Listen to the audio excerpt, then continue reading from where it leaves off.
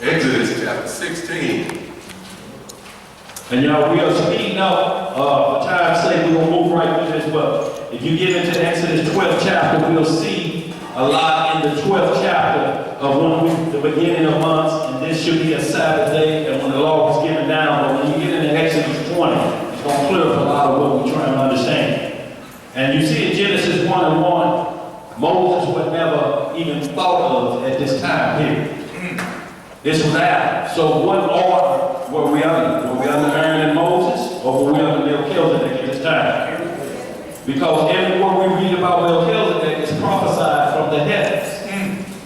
It says what's going on in heaven. Christ said, "Give me back the glory I had before the world was." So what order could that have been? Couldn't have been about Moses and Aaron. They didn't show up 3,000-4,000 years later.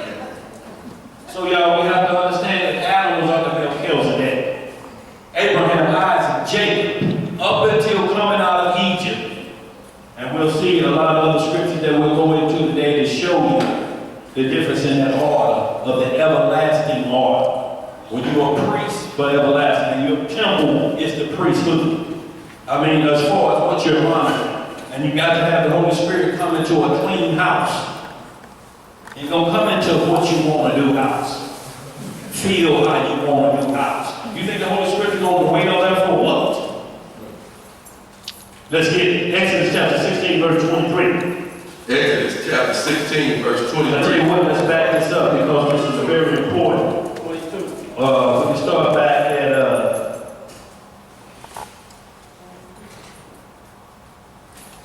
and this is about manna bread. So y'all, this is about manna bread, but we're going to get down to the heart of it when he's telling us to gather it up, when he gave us food. And what you're understanding is here, we didn't make this bread. We didn't make this bread. This bread showed up for us. Let's get it. Where we at? Let's go ahead and just back that up to whoever got that, back that up to about 15. 15 years. No, you don't do that. Let's start at verse 10.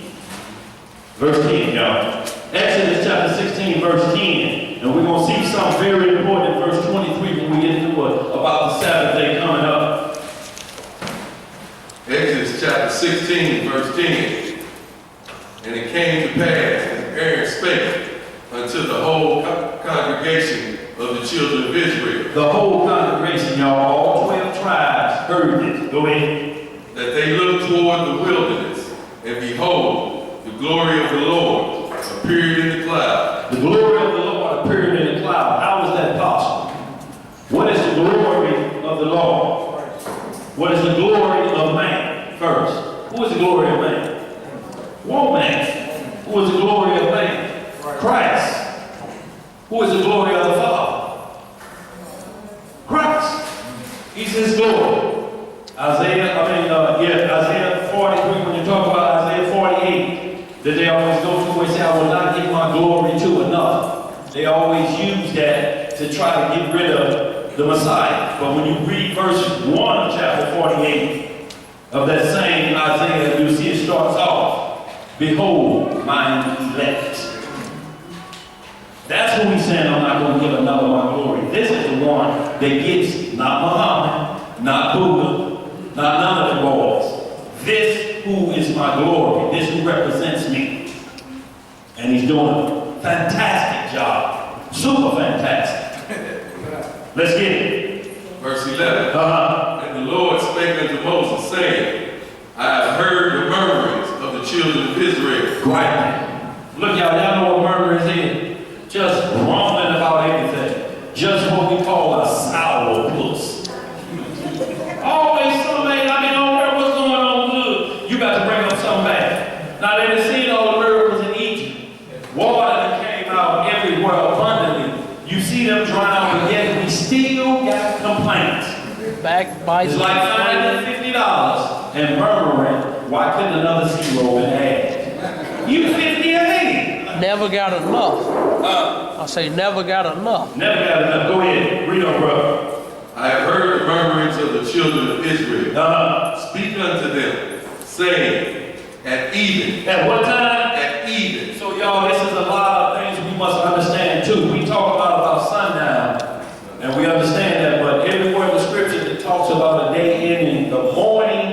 and the evening were one day.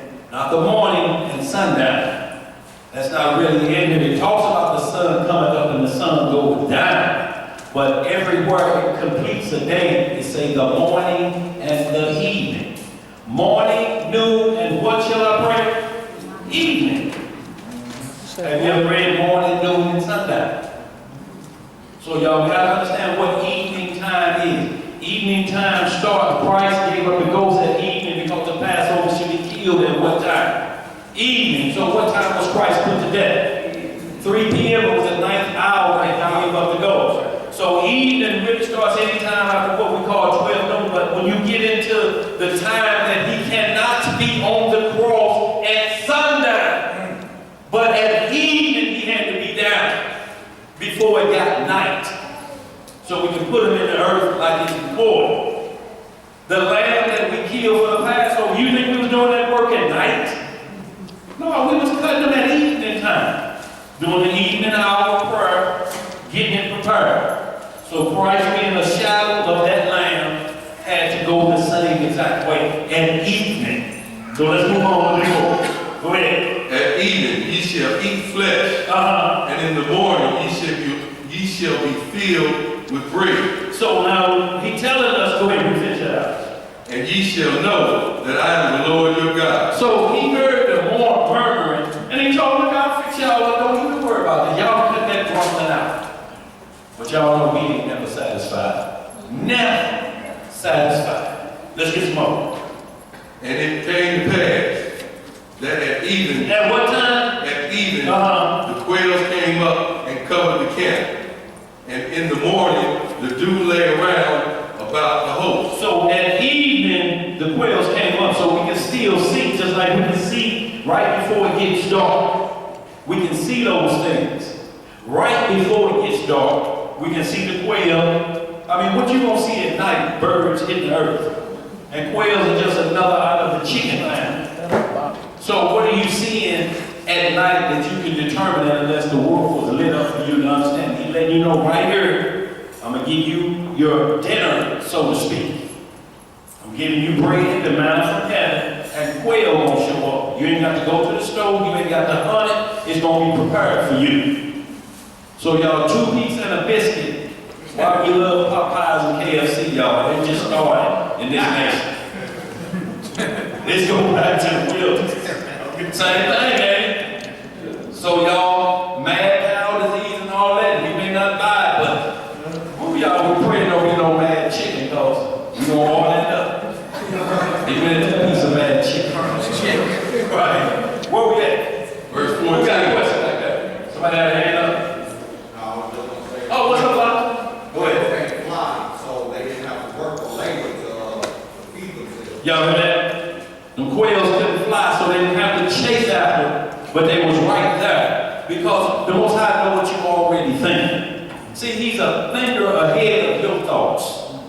And this is why he tells us to discern the spirit. You have to be thinking ahead of your adversary. You already know where he's going.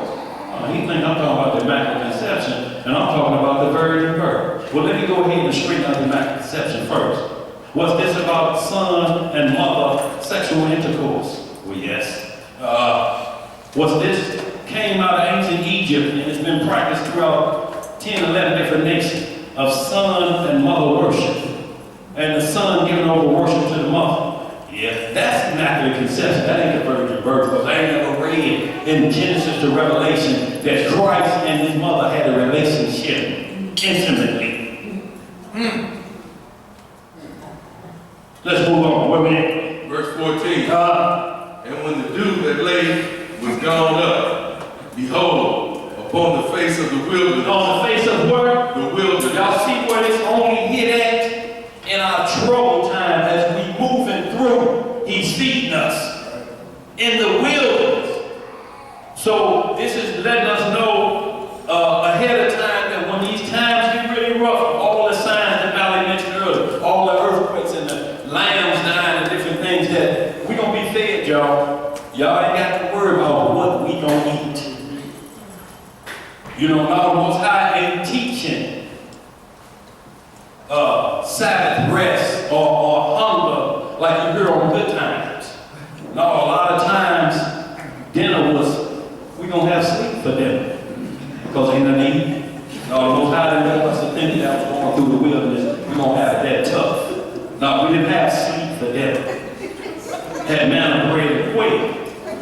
some more. Upon the face of the wilderness, there lay a small round thing, as small as the hoarfrost on the ground. And when the children of Israel saw it, they said one to another, it is manna. They said it's what? It is manna. Okay.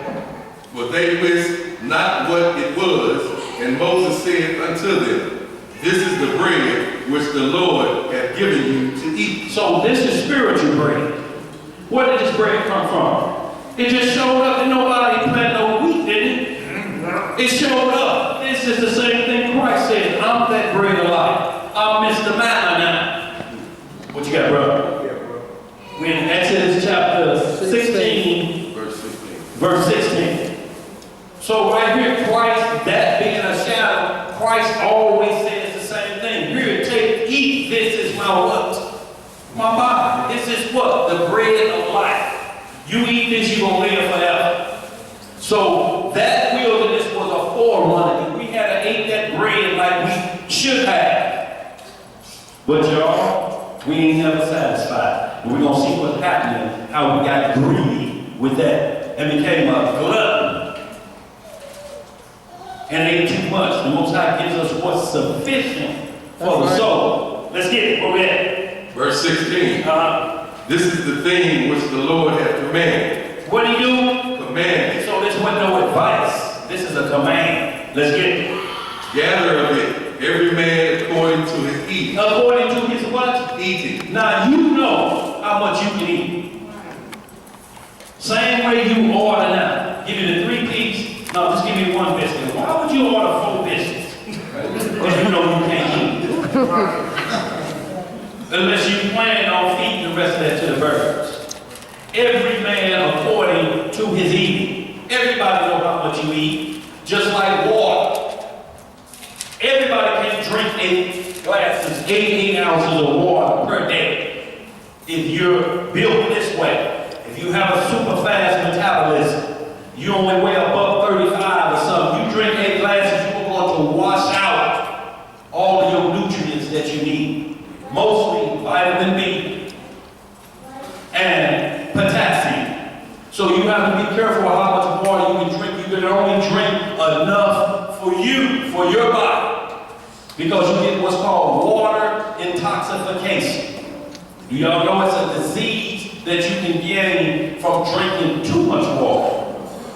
Everything with Christ is in moderation. You drink that much water, you lose all the potassium, and guess what happens when you don't have no potassium in your body? What does the body do? Cramp up. And what is the heart? A muscle. And if it do what? Cramp up, what does that mean? Heart attack. Heart attack. So this is why we talk about high blood, that we have to get that under control. If it's past the point, do whatever the physician is asking you to do to keep it on point. But with that, gonna come some problems that you may have to deal with. You take high blood pressure pill, then it causes a water problem. You have to take water pill.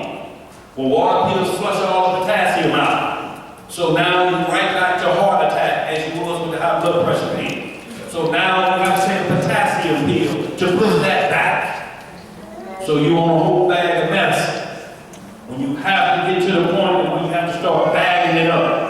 What does this cause? What does this cause? And you'll get that medicine back to probably once a week versus every day. And then it'll slowly go down if you're monitoring your temple. Only you know what that temple can take. So don't let nobody tell you, cut it off today, cut that medicine off today. No, we're not asking you to do that. We're asking you to scale back to the point where you control your temple, not the medicine. Because everything they say on the domain is based off what? The medicine. I don't know if I can go with y'all, child. I ain't took my blood pressure medicine. So you can't go nowhere or do nothing unless the prescription is taken. So what becomes your God? Or what becomes your purpose? Let's move on. Where we at? And Omar for every man. Omar.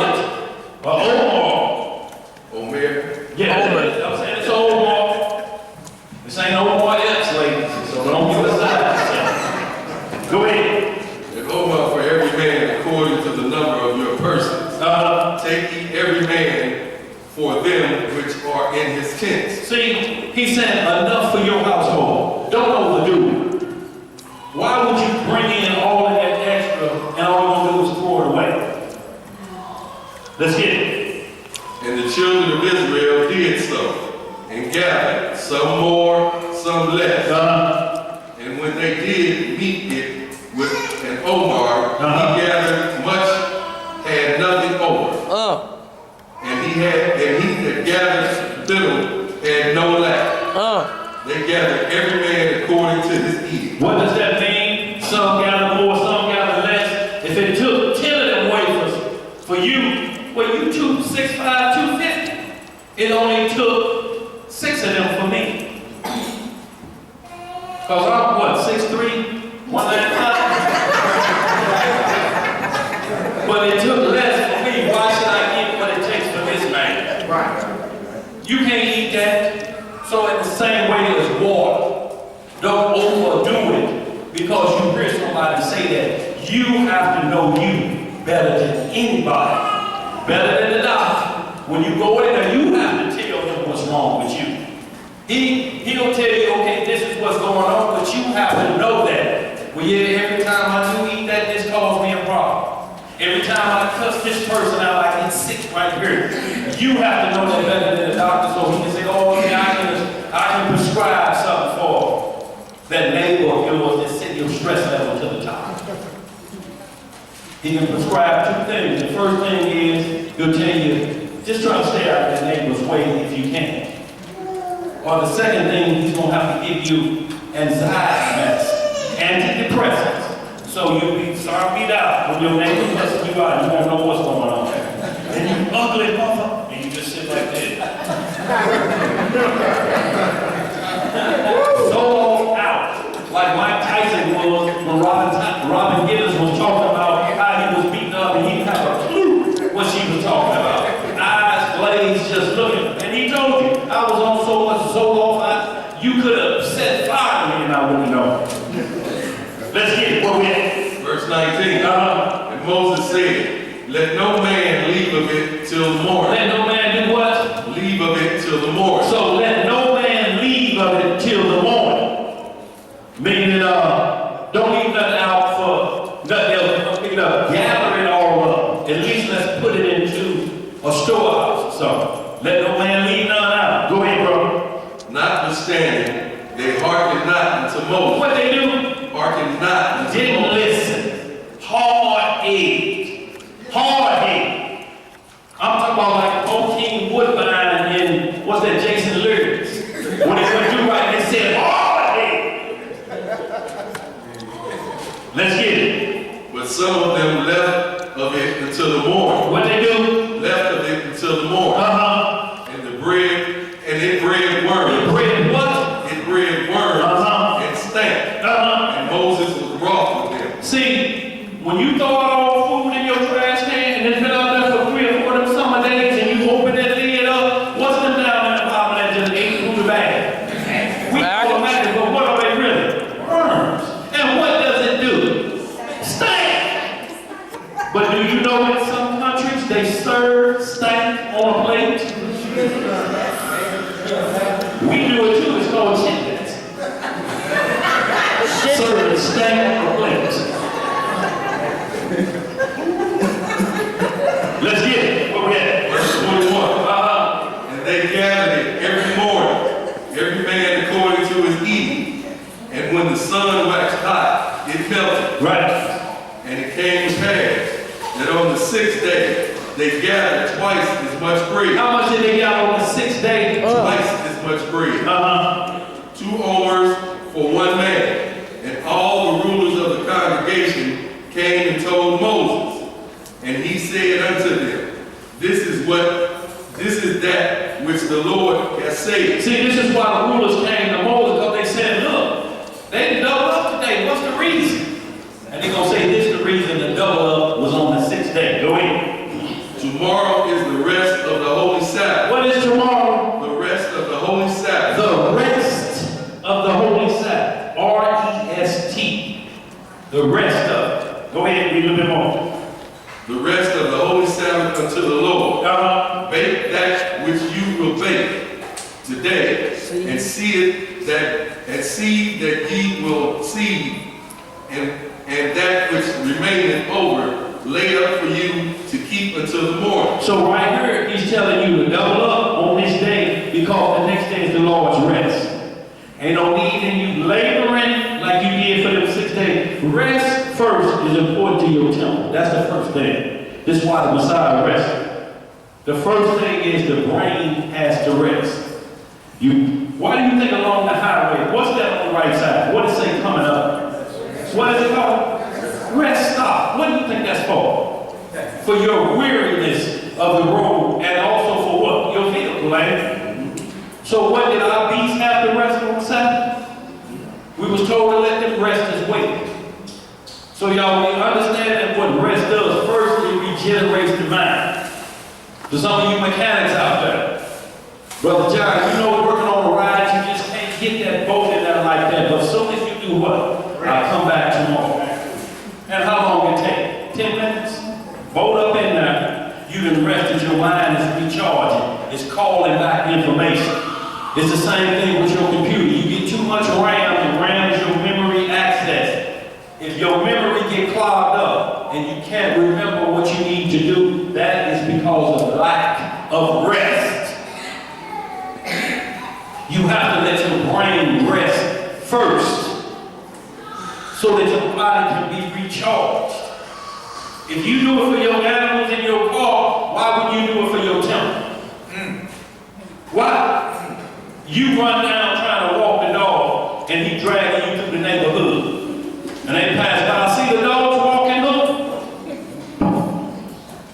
No, y'all, we want to understand what it was that was coming up. Let's read some more.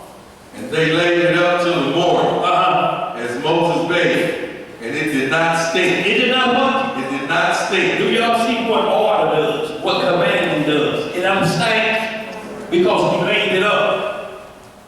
Didn't overdo it. Go ahead. Neither was there any worm therein. None of that. No worms found because we did it according to instruction. Let's get some more. And Moses said, Eat that today. For today is the Sabbath unto the Lord. Right. And that today ye shall not find it in the field. 6 days ye shall gather it, but on the 7th day, which is the Sabbath, in it there shall be none. So the Most High is trying to get us in the mindset of prepare for tomorrow. And the only preparation He's ever got us prepared for and tell us to constantly prepare for this day is the Sabbath day. Right. Get stored up because that day you're supposed to relax. Get your mind right. Get it focused completely on one deity. It's been set aside. It's holy. Get some more of that.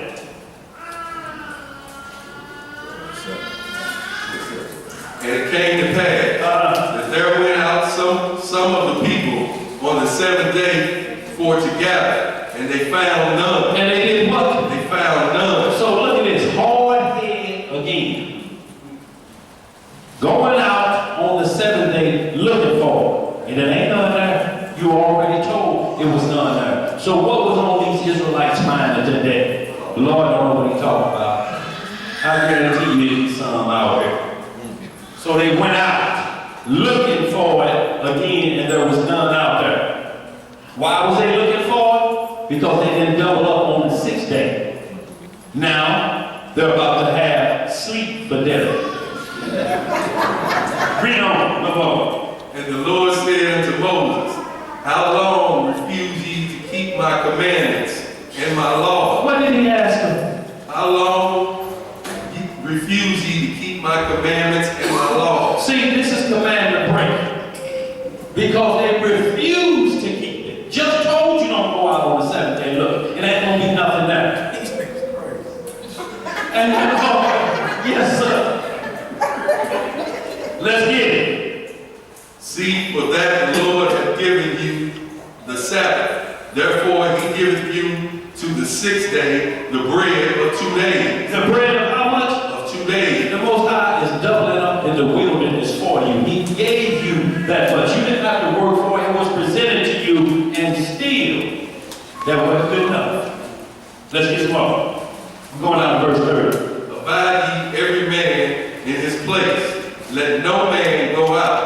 place on the seventh day, of his place on the seventh day. So the people rested on the seventh day. Go ahead and read the next one. And the house of Israel called the name thereof manna. And it was like coriander seed, white, and the taste of it was like wafers made with honey. See, the taste of it was like wafers made with honey. What they give you in that Popeyes with that 2 pieces of chicken? What's that little pack? What's in there? Honey. And what you do with it? It was. Yo, these just copycats.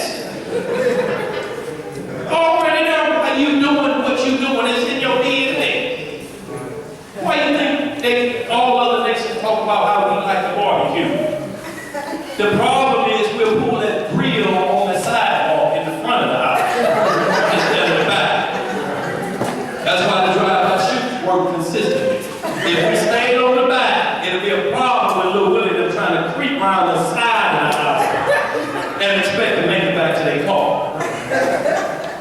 But no, we'll put that grill on the sidewalk. Let's move to the next one, Exodus chapter 20. And if y'all go back and trip off that whole story, what the Most High was doing was re-teaching us to keep the Sabbath. That's right. Day 1, day 2, all the way down day 6, he said double up. And then the elders come to Moses like, hey, they doubling up. He's like, tomorrow is the holy Sabbath, the rest of the Lord. That's right. Now, commandment doesn't say thou shalt remember, or thou shalt keep the Sabbath day. It doesn't say remember the Sabbath day. That's right. It says remember. So what does remember mean? That's right.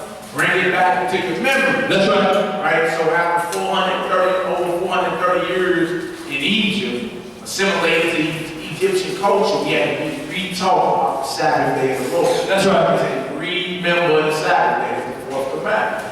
Now, if you had never forgotten, there would be no point if you remember it or bring it back into your memory. That's right. The manna bread was falling, and he said on the 6th day, double up.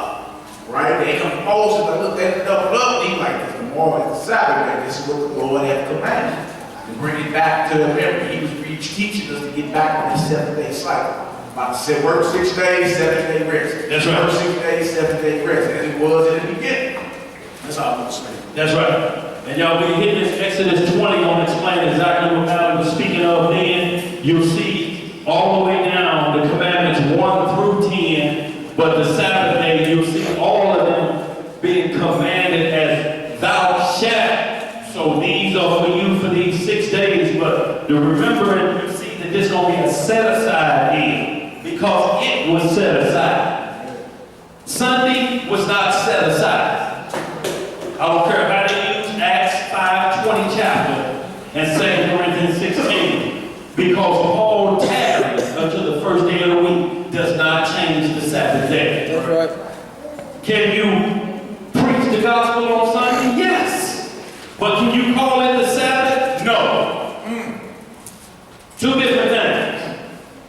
Two different things. So y'all have to be careful when you tell somebody, you got to be careful not to tell them, y'all doing Sunday worship. You have to make sure the first thing, or you call it Sunday, the Sabbath, before you attack.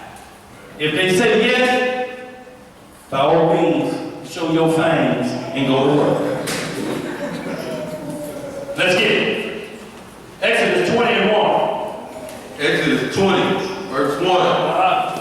And God spake all these words, saying, I am the Lord thy God, which have brought thee out of the land of Egypt, out of the house of bondage. Thou shalt have no other gods before me. This ain't nothing new. This is old. This was told to Adam. The only difference is, can you show where it's taught to keep the Sabbath from Genesis to Exodus 12th chapter?